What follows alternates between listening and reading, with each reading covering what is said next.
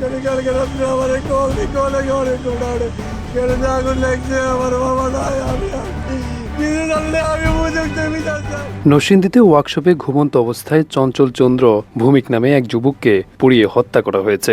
শুক্রবার গভীর রাতে শহরের সাহেব প্রতাপ এলাকায় একটি গাড়ি মেরামতের ওয়ার্কশপে দোকানে এই ঘটনা ঘটে। শনিবার আগুনের সিসিটিভি ফুটেজ সামাজিক যোগাযোগ মাধ্যমে ভাইরাল হলে বিষয়টি সমালোচনায় আসে। সিসি ফুটেজ হইলো আপনার 5 জন লোক দেখা গেছে। মানে একজন লোক আইসা এই জায়গায় ব্যাগটে খাতে নেওয়া, মাস্ক পরানো, মাথার মধ্যে টুপি লাগানো, এই গেঞ্জি টুপি লাগাইয়া আসছে।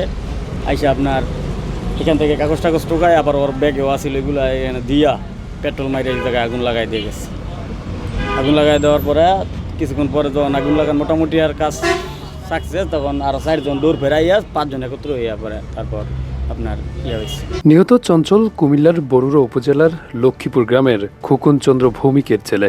তিনি সাহেব প্রতাপ উত্তরপাড়া বাইতুল আকসা জামে মসজিদের মার্কেটের গাড়ি ওয়ার্কশপে কাজ করতেন। আগুনটা লাগাই দিয়েছে, সিসি ক্যামেরার মধ্যে ধরা পড়ছে। লোকটারে আমরা মুখ চিনতে পারতাছি না আর কি। লোকটা এমনি সরাসরি দেওয়া যায় কীভাবে আগুন লাগাইতেছে। প্রায় 1-1.5 ঘন্টা পরে হ্যাঁ খালি আগুনই লাগাইছে। যখন মানুষ আগে পড়ছে তখন হ্যাঁ আর এনো নাই। এত ভালো ছেলে মনে গ্যারেজের মধ্যে খুব কমই আছে, হাসি খুশি, হ্যাঁ কোনো শত্রুতা মনে নাই। হ্যাঁ শুধু থেকে এই গ্যারেজে কাজ করতেছে। আর যে ছেলেটা মারা গেছে ওর তো শত্রু থাকার কথাই না, কারণ ওই গ্যারেজে কাজ করে, ওর মালিকের আন্ডারে কাজ করে। ওই অর্ডার ও মালিক অর্ডার দিলে তারপর সেই কাজ করে। এই গ্যারেজে গাড়ির ইঞ্জিন মিস্ত্রি ছিল। এই দোকানটাতে মোটামুটি চঞ্চল যে ছেলেটা দীর্ঘ 7 থেকে 8 বছর যাবত এই জায়গাতে সে কাজ করছিল। তো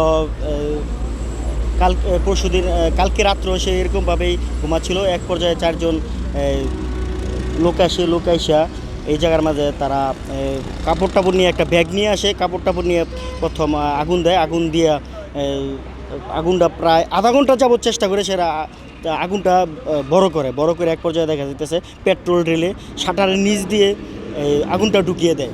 আগুনটা ঢুকিয়ে দেওয়ার পরে ভিতরে ছিল মোবিলের ড্রাম। এই মোবিলের ড্রাম থেকে মোটামুটি আগুনটা আরও বড় এক পর্যায়ে যায়। এক পর্যায়ে যাওয়ার পরে চঞ্চল ঘুমাচ্ছিল, সে নিদ্রাতেই ছিল। তার নিদ্রায় সে মারা যায়, সে জ্বলছে পুড়ে যায়। তো আমাদের এলাকাবাসীর দাবি যে আসল যে ঘাতক, এই ঘাতককে প্রকাশ্যে দিবালোকে এনে শাস্তির দাবি জানাচ্ছি এবং প্রশাসনের দৃষ্টি কামনা করছি। পুলিশ ও স্থানীয়রা জানায় প্রতিদিনের মতো শুক্রবার রাতেও কাজ শেষে একটি মেস থেকে খাবার খেয়ে এসে দোকানের ভেতরে ঘুমিয়ে পড়েন চঞ্চল। গভীর রাতে দুর্বৃত্তরা দোকানের শাটারের নিচে আগুন লাগিয়ে দেয়। ভেতর পেট্রোল মোবিল থাকায় মুহূর্তে আগুন ছড়িয়ে পড়ে ভেতরে। পরে ফায়ার সার্ভিস ও পুলিশ এসে আগুন নিয়ন্ত্রণে এনে মরদেহ উদ্ধার করে। 7-8 বছর ধরে আসছে চলাফেরা কাজে সব দিক দিয়ে ভালো ছিল। হ্যাঁ কেন আমরা কেন দুটি ভাই নাই। হ্যাঁ রাত্রে শুয়েছে এই গ্যারেজের দক্ষিণ পাশে একটা ভুন্ডার রেখা পরে শুয়ে রয়েছে। পরে আগুন ধরছে, পরে সবাই বাড়ি আসছে, এখানে আগুন লাগছে।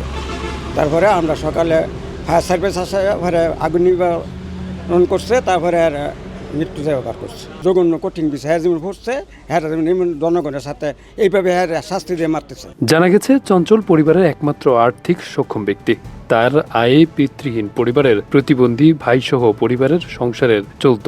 তার মৃত্যুতে পরিবারের শোকের ছায়া নেমে এসেছে। ওর বাবা মনে করে মারা গেছে 2 মাস আগে, আর ওই কাকা মারা গেছে 1 মাস আগে। ওই বড় একটা ভাই 3 মানে প্রতিবন্ধী, আর ওর টাকা দিয়ে মনে করে ঘরের সংসার পাতে সব চলতো। মরে থাকে কেন বা দাদা হ্যাঁ ইচ্ছে করে মরে না, মনে করে হ্যাঁ মারছে। পুলিশ জানিয়েছে মরদেহ উদ্ধার ময়নাতদন্তের জন্য নরসিংদী সদর হাসপাতালের মর্গে প্রেরণ করা হয়েছে। সিসিটিভি ফুটেজ সংগ্রহ করা হয়েছে। অপরাধীদের শনাক্ত করতে পুলিশের একাধিক টিম কাজ করছে। আমরা জানতে পারি যে ওই যে শাহপ্রতাপ খানবাড়ি জামে মসজিদের পাশে সেখানে একটা গাড়ির গ্যারেজ আছে, ইঞ্জিনের কাজ করে। পরবর্তীতে আমরা জানতে পারি যে সেখানে অগ্নিকাণ্ডের ঘটনা ঘটে।